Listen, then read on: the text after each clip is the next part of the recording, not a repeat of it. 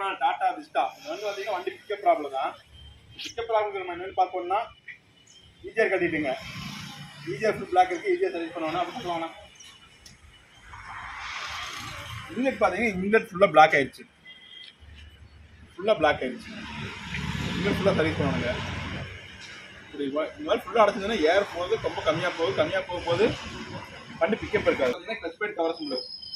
Clutch bad covers problem இருக்குது. Clutch bad covers change பண்ணிடுவோம்.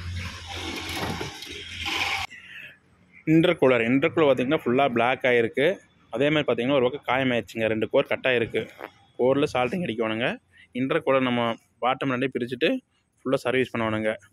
இந்த வெட்டு இருக்குது பார்த்தீங்களா, அந்த வெட்டு இருக்கிறது தான் கீழே கட் ஆகிருக்குங்க. அதனால் ஏர் அவுட் ஆகுது. பார்த்தீங்கன்னா இன்டர்கூலர் நம்ம சர்வீஸ் பண்ணிட்டேங்க. சர்வீஸ் பண்ண இன்டர்கூலரில் அந்த கட்ட நேரத்தில் 2 பக்கம் நம்ம சால்ட்டிங் அடிச்சிருக்கோம் பாருங்கள். சால்ட்டிங் அடிச்சு ரெடி வச்சிங்கன்னா ஏர் அவுட் ஆகாது. அதே மாதிரி க்ளீன் பண்ணும்போது ரேடியேட்டர் கட்டர் கொடுத்து க்ளீன் பண்ணுவாங்க. ஏர் ஷீட் ஊற்றி க்ளீன் பண்ணுவாங்க.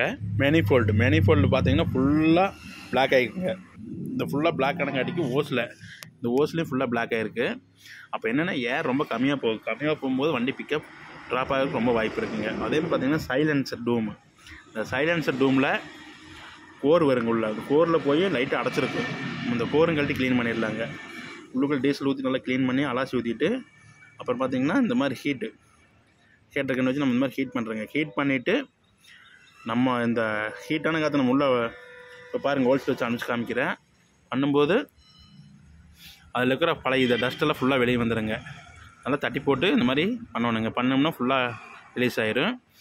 இன்லெட் ஃபுல்லாக சர்வீஸ் பண்ணிடலாங்க. டீசல் வாஷ் பண்ணி ஃபுல்லாக சர்வீஸ் பண்ணியாச்சுங்க. சர்வீஸ் பண்ணும்போது உள்ள அந்த அடைப்பு எதுவுமே இல்லை.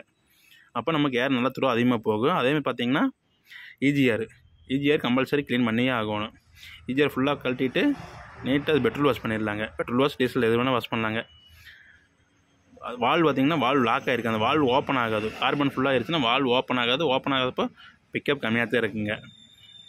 ஃபுல்லாக கார்பன். இந்த கார்பன் எடுத்து ஃபுல்லாக க்ளீன் பண்ணியாச்சுங்க. வால்வு பார்த்தா ஃப்ரீயாக ஓப்பன் ஆகுங்க. கார்பன்லாம் எதுவுமே இல்லை.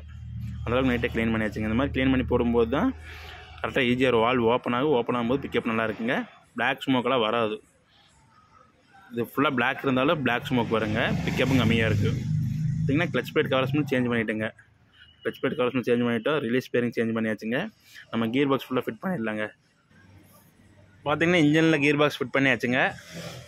ஓகே, நம்ம எல்லா வேலையும் முடிஞ்சது நம்ம ட்ரையல் பார்த்துடலாங்க.